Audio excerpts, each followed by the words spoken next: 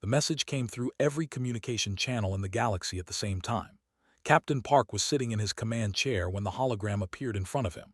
The creature was made of crystal, its body see-through and glowing from inside. It looked beautiful and terrified at the same time. "This is Prime calling for help. The Ravagers are attacking our world. Our shields will break in 27 days. We have 18 million people here. Please, someone help us." The message played again and again. Watched it 3 times before he understood what he was seeing. This was a real distress call. A whole species was about to die, and they were begging anyone to save them. "Sir, the Galactic Council is meeting right now," his officer told him. "They called Ambassador to attend." Nodded slowly. The Galactic Council ruled the galaxy. 43 different alien species made all the big decisions together. Humans were new to space travel, so Earth only had observer status. They could watch the meetings but couldn't vote. Still, surely the Council would help no one would let 18 million people die. He was completely wrong about that. Ambassador stood in the huge council chamber and watched the vote happen. Every single species voted the same way. No help for Prime. The said no. The said no. Every species said no, one after another 43 times. "They are too far away," one council member explained. "It would cost too many ships." "The Ravagers are too dangerous," another one added. "We might lose thousands of our people fighting them." "We cannot save everyone in the galaxy," a third voice said. "We must be practical." Listen to all their reasons. Her hands were shaking, but she kept them still. When the voting finished, she asked to speak. The council members barely looked at her when they said yes. "Earth wants to help Prime," she announced clearly. The whole chamber went quiet. Then some of the aliens started laughing. Not mean laughter exactly, but the kind adults use when a child says something silly. "Ambassador," the head counselor said kindly, "humans just learned to travel faster than light 5 years ago. You have 6 ships that can go into deep space. The Ravagers destroyed 30 whole planets. Your people would die for nothing." "Then we die for nothing," said. "Give us permission to try." "Permission? Earth is only an observer. You cannot use military force without our approval." "Then we will go without your approval." Now the aliens stopped laughing. They started talking loudly all at once. Some seemed angry, some seemed worried. The head counselor raised his hand for quiet. "If Earth acts without permission, you will be kicked out of the council. Do you understand?" Looked right at him. "I understand perfectly. My people know what it feels like to be alone and scared. We will not do that to someone else." She turned and walked out. Her footsteps echoed in the giant hall. Behind her, the council went back to their business. They had already forgotten about the humans. 12 hours later got his orders from Earth. The message was confusing on purpose. Officially, Earth Command said no mission would happen. Unofficially, anyone who volunteered would get supplies and wouldn't be arrested when they came back. The real message was clear enough. Earth couldn't officially help, but they wouldn't stop people who tried. Called a meeting with his best officers. Commander Sora came first, still wearing her dirty flight suit. Admiral walked in next, his old face showing nothing. Engineer Shin, medical officer, and weapons officer Song all arrived. These people would decide what happened next. "You all saw the distress call began. You know the council said no. I am putting together a volunteer fleet to help Prime. This mission will probably kill us all. If we somehow live, we will be heroes. If we die, people will call us fools." "How many ships?" asked simply. 3 military frigates, 2 mining ships, and 1 medical ship. Maybe 1,500 crew members total. Against an enemy that destroyed 30 worlds. Sora shook her head, but she was smiling a little. "We will need luck." "We will need each other more than luck," said quietly. "When do we leave?" 2 days, but first I need to contact my sister." Sister was named Park. She worked as a scientist on Europa, one of Jupiter's moons. She had spent years studying learning their language and culture. Once message reached her, she was already packing her things. "I am coming with you," she said before he could explain anything. "This is not a research trip, this is war." "I know, I studied them for 7 years, I read their poetry. I learned their philosophy, they never hurt anyone, they are peaceful." Her eyes looked fierce. "If we do not help them, who will? Also, I am the only person who really understands their language. You need me." He knew she was right. The fleet came together at Earth's space station. The 3 frigates were called Dauntless, Determination, and Horizon's Edge. They were made for patrol work, not big battles. The mining ships Ironside and Deep Fortune were tough but slow. They had lasers for cutting asteroids, not fighting. The medical ship Mercy's Hand was built for rescuing people, not war. Volunteers came from everywhere. Engineers who could have stayed safe at home. Doctors who left their families behind. Young pilots right out of training school. Every single person knew they would probably die. Every single person came anyway. One volunteer was Lieutenant Bay. He had a daughter on Earth, only 8 years old. His wife begged him not to go. He went anyway. He wrote a letter to his daughter trying to explain why some things matter more than being safe. When the fleet was almost ready, came back from the council station, she found standing alone, looking down at Earth through the big window. "The council thinks we are stupid," she said. "Maybe we are stupid," answered. 1,500 people against an enemy that killed millions. It makes no sense. "It is very human, though." He smiled at that. Yes, it is.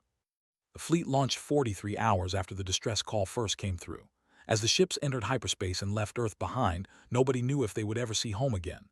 But they all knew one thing for certain. When someone called for help, humans answered, even if nobody else would. The first jump through hyperspace went fine. The second jump would test everything they believed about being brave. The first jump through hyperspace worked perfectly. The fleet came out in empty space with all ships working fine. Engineer Shin checked his math 3 times before setting up the second jump. They were traveling through space that nobody had mapped before. They were using math theories and hoped to find their way. "Second jump starts in 5 minutes, announced to all the ships. "Everyone get ready." Something felt wrong the moment the jump started. Space twisted in ways that should not be possible. Colors appeared that did not exist in normal reality. When the ships came out of hyperspace, alarms screamed everywhere. They had jumped right into the middle of a gravity storm. "All ships get away from here," Admiral shouted over the radio. But in a gravity storm, there is nowhere safe to go. Invisible forces pulled and pushed at the ships, trying to tear them into pieces. The frigate Dauntless got hit the worst. Its hull cracked open on the left side. Emergency doors slammed shut automatically, sealing off 3 rooms. 17 crew members died in seconds, crushed by gravity forces too strong for human bodies. Commander Sora fought with her controls, trying to keep Horizon's Edge from breaking apart. Next to her ship, the mining vessel Ironside spun wildly. Its captain barely managed to fire emergency rockets and stop the spinning before the whole ship collapsed. "We need to stop and fix the damage," said, his voice tight. "Find us somewhere safer." Worked fast at his computer, searching the storm for any area that was calmer. There, 3 degrees to the right, 400,000 kilometers away. It is not perfect, but we can survive there. The damaged fleet slowly moved to the safer area. Reports came in from all the ships. 2 frigates were damaged. The medical ship lost one of its power generators. One mining vessel could only work at 60% power, and they had not even reached the battle yet. "Sir, we are detecting another ship," the sensor officer said. "It is caught in the storm about 200 kilometers from us." Looked at the readings. The ship was alien, definitely not human. It was slowly breaking into pieces from the storm's pressure. "Any life on board?" he asked. 3 people. The signals are weak, but they are alive." Medical officer was already walking toward the shuttle bay. "I will take a rescue team." "It is too dangerous," argued. "We cannot risk more lives for 3 aliens we do not even know." "We came here to save aliens we do not know," shot back. "What is the difference?" She took 4 volunteers and launched in a small rescue shuttle. The storm hit them constantly, but was one of the best pilots in the fleet. She flew through the impossible gravity currents, guided by calculations from the Horizon's Edge. The alien ship its crystal hull was broken in many places, and the inside was open to space. His team worked quickly, finding the 3 survivors in a sealed room near the ship's center. They were unconscious, and their crystal bodies were dim, almost dead-looking. "Get them to the shuttle right now," ordered. They barely escaped in time. The storm got stronger, and the shuttle's shields failed twice during the flight back. But when they landed on Horizon's Edge, all 3 were alive. The oldest woke up in the medical room. Through the translator machine, it said its name was Crystalline Huraflexdawn. It was a council member from Prime. When it learned that humans had come to help, its crystal body flickered with shock. "You came to help us," it asked, "but you are the young species. The others called you primitive." "We are primitive," admitted, "but we are here anyway." Crystalline Huraflexdawn told them important information. The Ravagers were not just mindless machines. They were controlled by one central hive node, a huge ship in the middle of their forces. If someone destroyed the hive node, the individual drones would become confused and easy to drive away. "But reaching the hive node is impossible," they said sadly. "It is protected by thousands of drones. Any ship that gets close is destroyed immediately." "We will find a way," said, though he had no idea how. The fleet spent 18 hours making repairs. During that time, problems started among the crew. They were already damaged and losing people, and they had not even reached Prime yet. Lieutenant Bay started speaking up about his doubts. "We are going to die for nothing," he said during a meeting with the senior officers. "We cannot beat the Ravagers. We could not even survive a storm." "So what do you want us to do?" Sora asked. "Go back home, let 18 million people die?" "I am saying we should face reality. We are not heroes. We are just going to be more dead bodies." Listen to the argument. Then he made a decision that surprised everyone. He called a meeting of everyone on all the ships, broadcasting to all 1,500 crew members. "Lieutenant said something important began. We have taken damage. We lost people. We are going to fight an enemy that destroyed 30 worlds. Some of you might be thinking about why we are doing this. Some might want to turn around." He stopped talking and let the silence grow. "So I am letting everyone vote. We continue to Prime or we go back to Earth. No shame either way. Everyone who votes to go home, raise your hand." Not a single hand went up. "Everyone who votes to continue, raise your hand." 1,500 hands rose up. Even raised his hand with tears running down his face. Weapons Officer Song stood up. "My grandmother survived the Korean War," she said. "She told me about soldiers from 19 different countries who came to help people they never met before. Some of those soldiers died in Korea. They did not have to come. They came because it was right." She looked around at everyone. "We are human. This is what we do." The third jump brought them to the edge of space. What they found made everyone go silent. 12 defense ships floated dead in space. Their crystal hulls were shattered. The battle had been completely one-sided. Bodies drifted in the wreckage, frozen in the cold vacuum. "How many died here?" someone whispered. "Thousands," answered quietly. The long-range scanners found the Ravager swarm ahead. The numbers were terrifying. 3,000 individual drones, each one the size of a fighter ship. And in the center sat the Hive node, a massive organic ship that made everything in the human fleet look tiny. "We cannot fight that," the sensor officer said. "It is impossible." Then something unexpected showed up on the scanners. Ships, small ones scattered around the area. As they got closer, the computer identified them. A science ship from the species, 2 fighter ships, a transport from the species, individual ships from different alien races, all heading toward Prime. "They are not official military fleets," realized. "They are individuals just like us." Opened a communication channel to all the ships. "This is Captain Park from Earth. Who are you?" The answers came back one by one. A scientist who could not just watch people die. 2 pilots who stole their fighters and lost their military careers.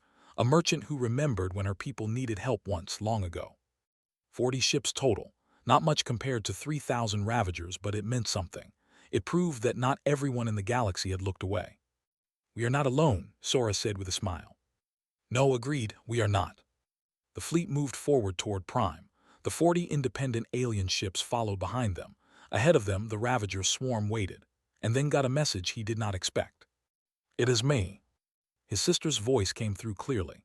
She had arrived at Prime weeks ago on a research trip and got trapped when the Ravagers attacked.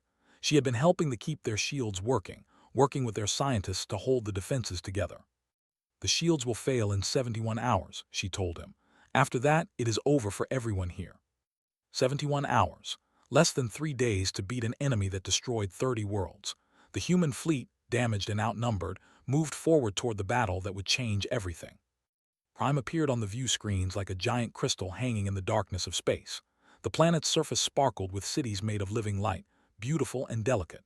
Around it, a shimmering energy shield flickered weakly, barely holding back the swarm of Ravagers that surrounded it like hungry insects. Stood on the bridge of Horizon's edge, studying the tactical display.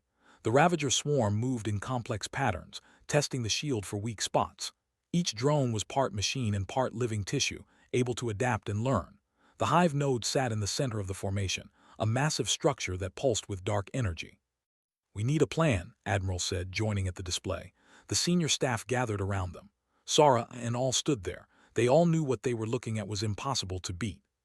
"We split the fleet," said finally.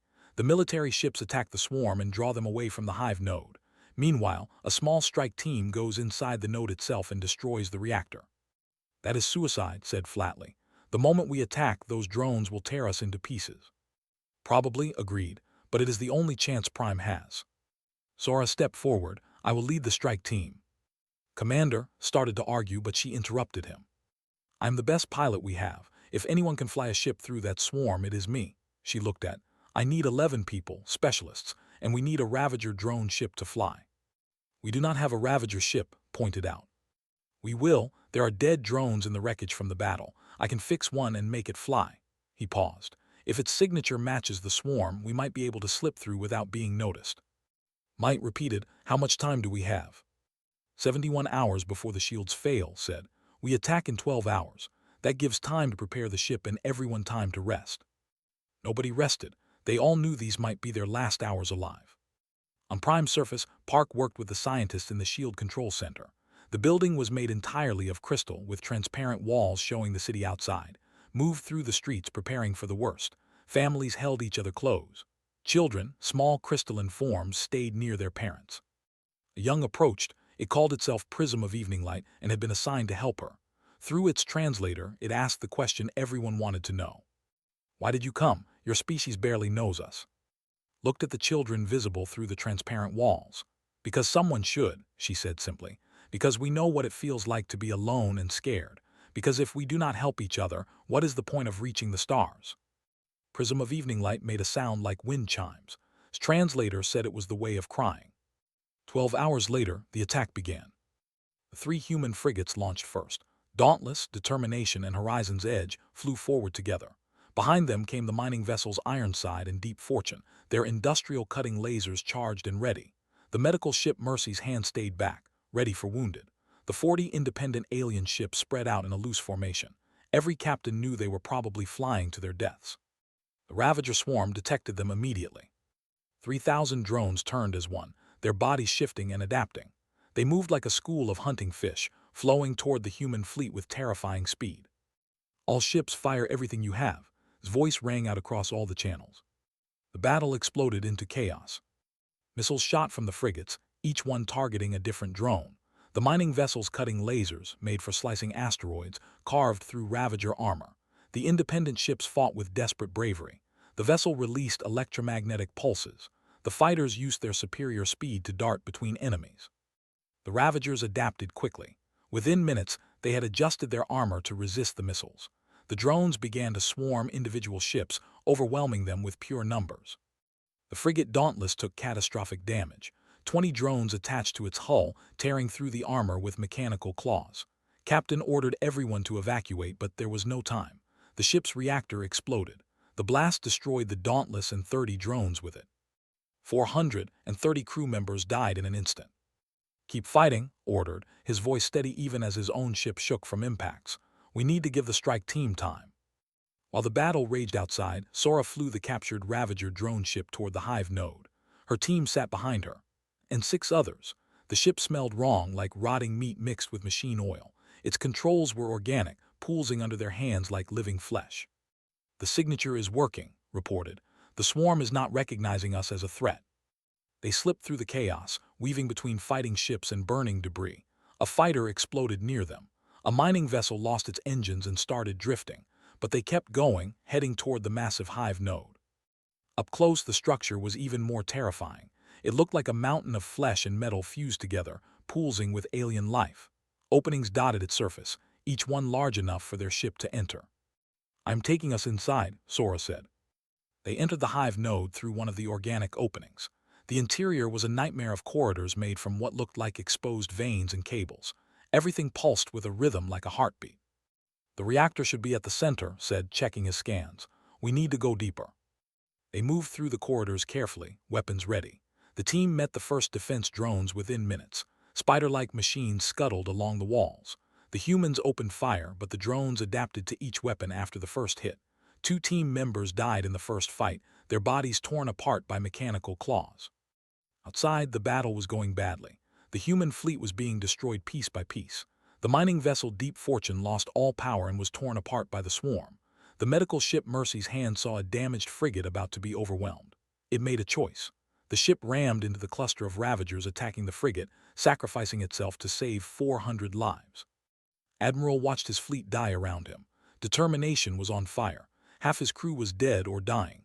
But they kept fighting, kept drawing the swarm's attention away from the hive node. Sir, we cannot hold much longer, his weapons officer reported. We hold until the strike team succeeds or we are all dead, replied. Those are the only 2 options. Deep inside the hive node, Sora's team reached the reactor chamber. It was vast, filled with pulsing energy and guarded by hundreds of defense drones. The reactor itself was a massive sphere of contained darkness, crackling with deadly power. "Can we destroy it?" Sora asked. The engineer studied his readings. His face went pale. "Yes, but someone needs to manually override the containment field while we plant the charges. The radiation will kill whoever does it in minutes." Step forward. He was bleeding from a wound in his side. His breathing was labored and painful. "I will do it." "Lieutenant," Sora started. "I am already dying," said calmly. "That last drone attack damaged something inside me. I am bleeding internally. I have maybe an hour left." He smiled sadly. "Let me do something that matters." They did not have time to argue. Sora nodded once, a gesture of respect and grief. Moved to the containment controls while the others held off the swarming defense drones. Provided covering fire as and planted the explosive charges around the reactor. The drones kept coming, wave after wave, adapting to every tactic they tried. "Containment field is down," shouted. His skin was already showing radiation burns. "Plant the charges, go now." Set the final charge in place. She tried the remote detonator. Nothing happened. The device had been damaged in the fighting. She looked at Sora, then at the charge. Without saying anything, she understood what she had to do. "Get them out," told Sora. "I will arm it manually." "Weapons officer, no." "Go, that is an order, Commander." Sora grabbed and ran. Behind them, they heard weapon firing. They heard her shouting defiance at the swarming drones. They heard the moment when her weapon went silent. They made it to their ship with seconds to spare. As they launched away from the hive node, the charges detonated. Explosion tore through the hive node from the inside out. The quantum reactor became unstable in a cascade of energy that ripped the massive structure into pieces. Light erupted from every opening, and the organic hull peeled away like burning paper. The destruction was beautiful and terrible at the same time, like watching a star being born and dying in the same moment. On the bridge of Horizon's Edge, watch the hive node die. For a moment, everything seemed frozen in time. Then, across the entire battlefield, 3,000 Ravager drones suddenly stopped moving. Their synchronized patterns broke apart completely. Some drifted aimlessly in space. Others began attacking each other. The collective consciousness that had controlled them was gone forever. "All ships push forward," Admiral's voice cracked with exhaustion and hope. "Drive them away from here." The surviving human ships and their alien allies pressed the attack. Without the hive node's coordination, the Ravagers were confused and vulnerable. The remaining frigates fired everything they had left. The mining vessel Ironside, its hull and burning in multiple places, used its last operational cutting laser to carve through a cluster of drones. Within 1 hour, the surviving Ravagers fled into deep space, scattering in every direction like frightened animals. The battle was finally over. The true cost of victory became clear as the damaged ships limped slowly into orbit around Prime. Of the 6 ships that had left Earth, only 2 remained capable of flight. Horizon's Edge was held together by emergency force fields and the desperate will of its engineering crew. Determination was a burning wreck, its engines completely dead, its hull breached in 12 different places. The other 4 ships were gone forever, along with everyone who served on them. Admiral stood on what remained of his bridge, surrounded by smoke and sparking consoles.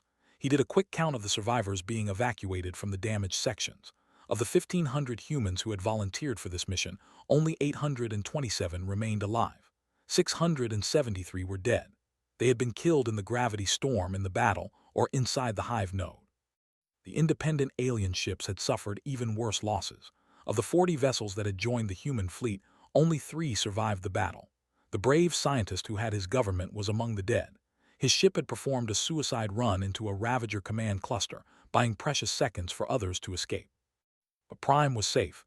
18 million would live to see another sunrise. Sora's infiltration team returned to Horizon's Edge to complete silence. Of the 12 who had entered the hive node, only 7 survived. Sora carried herself with rigid control, but everyone could see the cost written in her eyes, could not stop his hands from shaking, moved like she was walking through a nightmare. "Lieutenant and weapons officer gave their lives to destroy the reactor," Sora reported to. Her voice was flat and emotionless. "They died as heroes." Nodded, not trusting himself to speak. He thought of his 8-year-old daughter back on Earth, waiting for a father who would never come home. He thought of the letter had written trying to explain why he had to go. He thought of telling the story of her grandmother, of foreign soldiers who came to help strangers in Korea. On Prime's surface, the planetary shields finally stabilized at full strength. The population had watched the entire battle, their crystalline eyes turned upward to witness beings they had never met sacrifice themselves for strangers. When the last Ravager fled and the hive node's debris began raining down like meteoric fire, They began to sing. Song started in the capital city and spread outward like ripples on water. It was carried through their crystalline bodies in harmonic resonance. The song was about mourning and gratitude, about grief and hope all mixed together. The sound waves carried through the planet's crystalline structures, amplifying until the entire world sang as one voice. The frequency was so powerful it transmitted through quantum channels, reaching every ship in orbit above. Park stood in the shield control center with prism of evening light beside her. Tears streamed down her face as she listened to 18 million voices singing for the dead. The children joined the song, their young voices high and pure, honoring the humans who had saved their lives. They will never be forgotten, Prism of Evening Light said through its translator. Every child will learn their names. Every will know that when we called for help, only humanity answered. Aftermath unfolded across multiple channels and worlds. Back on Earth, news of the battle spread like wildfire through every city and town. The mission that had been officially disavowed became a source of immense pride and crushing grief. Families of the fallen were honored as heroes in every community. Cities held memorial services that lasted for days. The 673 names were read aloud in the halls of the United Nations, each one followed by a long moment of silence. But the reaction that mattered most came from the Galactic Council. Ambassador had done something during the battle that would change the entire galaxy. She had broadcast the entire fight to every species in the Council. 17 billion beings across dozens of worlds had watched humans sacrifice themselves while their own governments did absolutely nothing. Political fallout was immediate and devastating to the Council. 3 Council members resigned within hours of the battle's end, unable to face their own populations after abandoning them. 7 species issued formal apologies to Earth, though words felt empty and hollow in the face of what had happened. Protests erupted on dozens of worlds. Citizens demanded to know why their leaders had turned away while primitive humans had acted with courage. The Council's authority, built carefully over thousands of years, fractured like breaking glass. Species that had trusted the Council to make moral decisions now questioned every single policy. Trade agreements were challenged and reviewed. Military alliances were examined with new suspicion. The foundation of galactic governance began to crack and crumble. On Prime, the survivors of the human fleet received a hero's welcome unlike anything in history. They opened their crystal cities to the humans, providing medical care and shelter. Their best doctors worked alongside, and her medical staff to save the wounded. Crystal resonance therapy, something humans had never experienced before, helped heal injuries that would have been fatal with human medicine alone. Captain walked through a city with his sister, marveling at the alien architecture. The buildings were grown rather than built, crystalline structures that sang beautiful music when the wind blew through them. Families approached them constantly, their translators conveying gratitude and sorrow in equal measure. "I cannot stop thinking about them," said quietly. "The entire crew of Dauntless, all of them." "Neither can I," admitted. "I led them here. I gave the orders that killed them." "You gave them a choice. They chose to come. They chose to fight," squeezed his arm gently. "Do not take that away from them by drowning in guilt. They died believing it mattered. Honor that belief." 3 days after the battle ended, they held a dedication ceremony for the fallen. They had constructed a monument in the center of their capital city. It was a massive crystal structure that rose 50 meters into the sky, visible from anywhere in the city.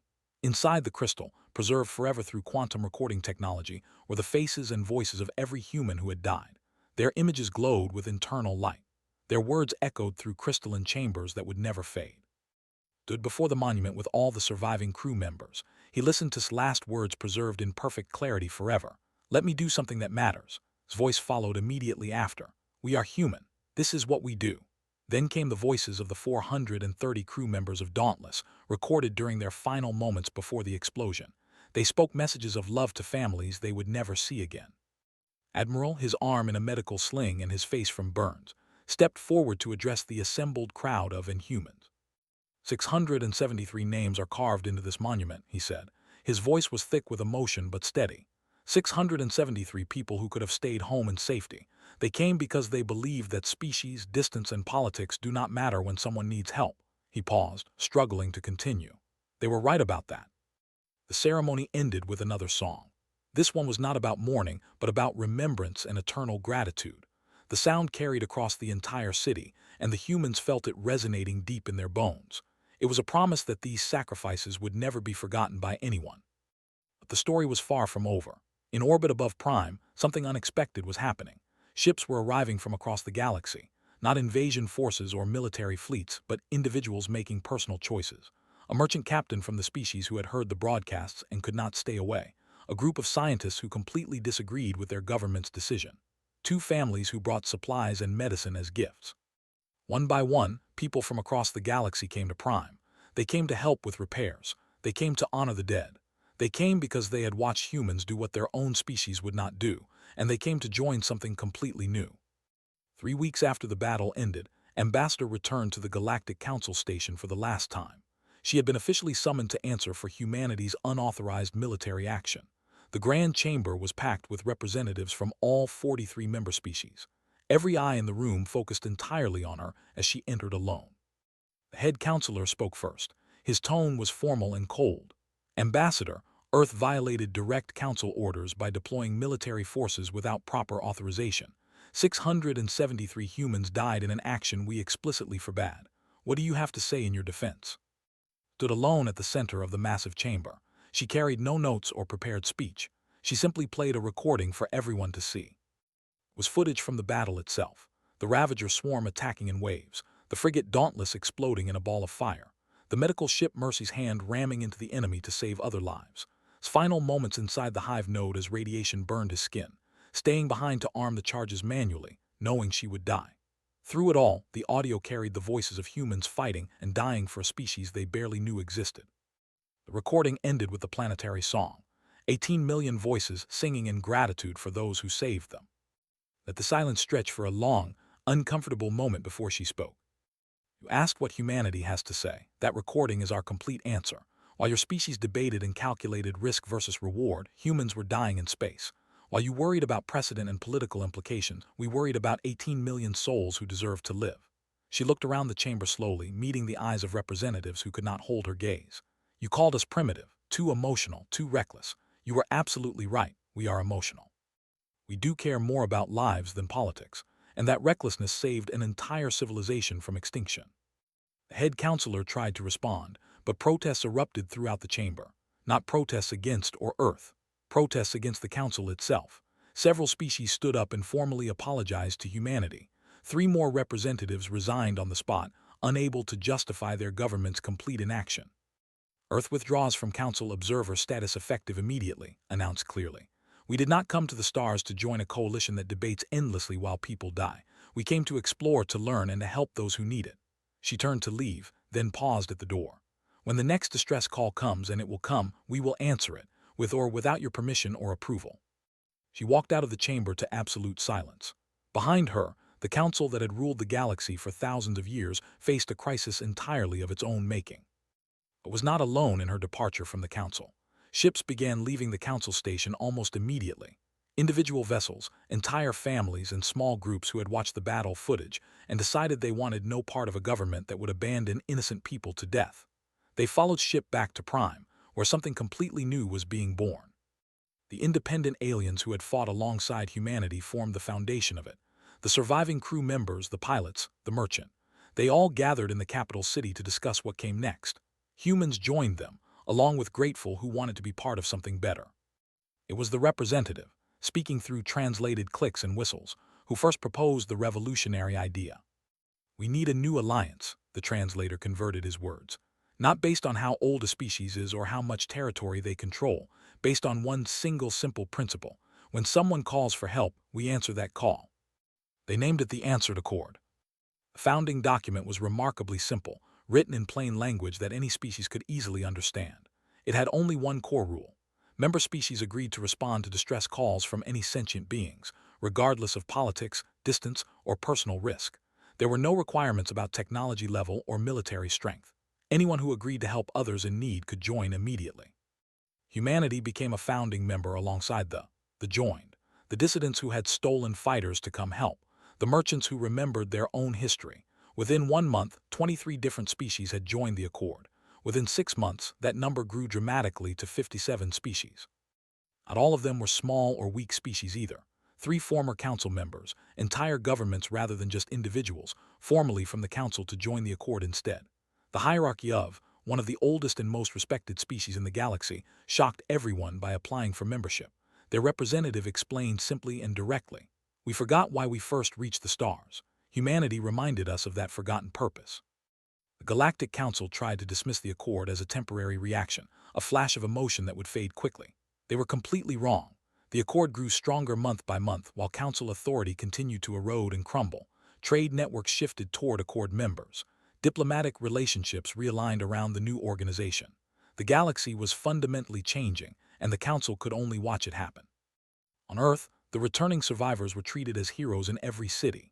Admiral was promoted to the highest rank and given command of Earth's rapidly expanding deep space fleet. Commander Sora struggled daily with survivors' guilt but found new purpose in training the next generation of pilots. She made absolutely sure every student learned about what it truly meant to sacrifice for others. Engineer Shin worked closely with scientists, combining human and alien technology in ways neither species had imagined possible before. The partnership produced amazing breakthroughs in faster-than-light travel, energy generation, and medical technology. And unlike the Council species that carefully hoarded their knowledge, the Accord shared everything freely with all members. Hark returned to Earth briefly to attend memorial services for every single person who had fallen. He spoke at each one personally, meeting the families of the crew members who had died under his command. His daughter, now 9 years old, gave him a drawing she had made. It showed her father as a superhero, saving crystal people from terrible monsters. Hung the drawing in his quarters on his ship and looked at it every single day. But he could not stay on Earth for long. 3 months after the battle at Prime, another distress call came in from deep space. A mining colony on the edge of known space was under attack by raiders. They broadcast a desperate plea for anyone to help them. This time, the response was completely different from before.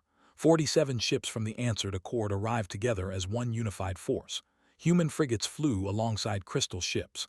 Science vessels worked with fighters in perfect coordination. They drove off the raiders without suffering a single casualty. The miners could not believe what they were seeing. Help had actually come when they called. More distress calls followed over the months. A deadly plague outbreak on a world. A catastrophic natural disaster on a hierarchy planet. Refugees fleeing a brutal civil war. Each time without fail, the Accord answered the call. Each time, they proved that the galaxy could be fundamentally different than it had been for thousands of years. 1 year after the Battle of Prime, stood once again before the massive crystal monument. The structure had grown significantly. They had added new chambers for others who had died answering calls across the galaxy since then. 43 new names from different species, including 5 more brave humans, joined him there, carrying flowers from Earth. She placed them carefully at the base of the monument, a human tradition that had adopted and made their own. "Do you think it was worth it?" she asked quietly, her voice barely above a whisper. 673 lives for this. Thought carefully about that painful question. He thought about the 18 million who would have died, about the dozens of species joining the Accord every month, about the way the entire galaxy was slowly changing, becoming a place where people actually helped each other instead of calculating profit and risk. "Ask me that question again in 100 years, he said finally. "Ask me when there is a whole generation who grew up knowing that when they cry out in fear, someone will answer. Ask me when the default response to suffering is immediate help instead of endless debate." He touched the crystal gently, feeling his voice resonate beneath his palm. "They believed it mattered deeply. I have to believe they were right." Prism of Evening Light approached them quietly. The young was now serving as Prime's official ambassador to the Accord. It had grown significantly in the past year. Its crystalline form was more defined and mature. Its internal light burned brighter and steadier. "Captain Park, there is someone you should meet," it said through the translator. A human child walked up holding a child's crystalline appendage. Both children looked up at the towering monument with wide, wondering eyes. "This is my daughter," Prism of Evening Light explained. "She is learning about the humans who saved us all. She wants to be a pilot someday, just like Commander." "And who is this?" asked gently, gesturing to the human child. "I am," the girl said proudly. "My parents moved here from Earth to help build the new city. Are you really a hero like they say?" Knelt down to her eye level. "No, the real heroes are preserved in that crystal forever. I just tried to do the right thing when it mattered." "My teacher says that is exactly what makes someone a hero," replied with absolute seriousness. "Doing the right thing even when it is very scary." After the children ran off to play together, human and as natural as breathing, and sat on a bench overlooking the transformed city. The architecture had changed dramatically in the past year. Human and building styles merged together, creating something new and beautiful that belonged to both species. Gardens mixed earth flowers with crystalline blooms in perfect harmony. Children of both species played freely in the streets. "The galaxy keeps changing so fast," observed thoughtfully. Every month, another species joins the Accord. The Council gets weaker while we get stronger. We are not trying to replace them, said carefully. We are just showing everyone there is another way to live. His communicator chimed with an incoming message. It was Admiral with an urgent update. Captain, we're picking up a distress signal from the sector. Unknown species under heavy attack. The Accord fleet is assembling now. How soon can you launch your ship? Looked at, then at the glowing monument, then at the children playing peacefully in the distance. A future built entirely on sacrifice and choice. Give me 2 hours, he said firmly. I will be ready. He stood up, straightening his uniform carefully. Stood with him, her hand resting on his shoulder. Be careful out there, brother. I will. And when I get back, I want you to come with me on the next mission. The Accord desperately needs your expertise with alien cultures. She smiled warmly. I thought you would never ask. As walked back toward his ship for another mission, he passed the monument one final time. The crystals glowed brilliantly in the afternoon sunlight, preserving the faces of the fallen forever. His image smiled down at him peacefully. His voice echoed softly through the structure. We are human. This is what we do. Other voices joined the chorus. Dozens of different species, all saying the same fundamental thing in their own unique ways. When someone calls for help, we answer without hesitation. The ship Horizon's Edge launched exactly 2 hours later, joining a fleet of vessels from across the galaxy. They were heading toward another crisis, another impossible situation that needed heroes. Some of them would probably die in the attempt, but none of them hesitated even for a moment. Because the galaxy had learned something profound from humanity, something simple but revolutionary. The strongest bond was not made of treaties or trade agreements. It was made of people willing to risk absolutely everything for strangers. It was made of answered calls echoing through the darkness. It was made of sacrifice and hope and the stubborn belief that everyone deserves help when they need it most. The Galactic Council still existed, still held meetings, still debated endlessly and calculated risk versus reward. But they were becoming irrelevant to the new galaxy being born. The future belonged to those who answered calls for help. And as Horizon's Edge jumped into hyperspace, followed by 47 ships from 20 different species, one truth became absolutely clear to everyone watching. The galaxy would never be the same again. When someone called for help, someone would always answer now, because that is what the Accord did. That is what humanity taught them all. That is what real heroes do.